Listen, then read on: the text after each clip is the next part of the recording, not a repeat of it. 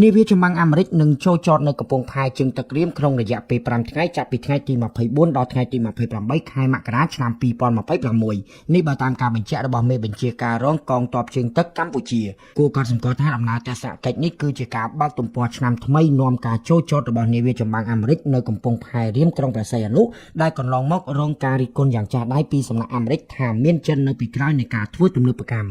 លោកសំសុខាមេបញ្ជាការរងកងទ័ពជើងទឹកកម្ពុជាបានបញ្ជាក់ប្រាប់វិទ្យុបារាំងអន្តរជាតិ AFE នៅព្រឹកថ្ងៃសុក្រទី23ខែមករានេះថានាវាអាមេរិកដែលនឹងចូលចតនៅកំពង់ផែរៀមក្នុងរយៈពេល5ថ្ងៃជាប្រភេទនាវាចម្បាំងឆ្នេរសមុទ្រដែលមានឈ្មោះថា USS Cincinnati LCA-20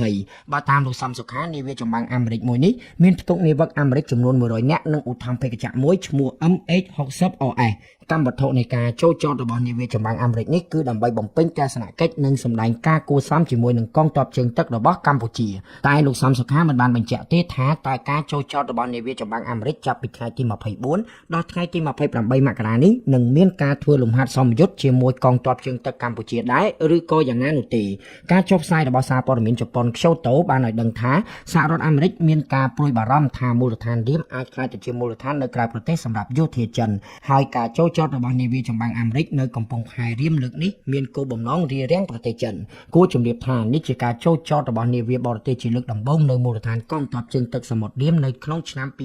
2026ដោយឡែកកាលពីពាក់កណ្ដាលខែឧសភាឆ្នាំ2025នាវាចម្បាំងខ្នាតយក្សរបស់ចិនឈ្មោះឆាងប៉ៃសានបានចូលចតនៅកំពង់ផែរៀមក្រុងព្រះសីហនុដើម្បីចូលរួមលំហាត់សឹកនាមាសកម្ពុជាចិនក្នុងឆ្នាំ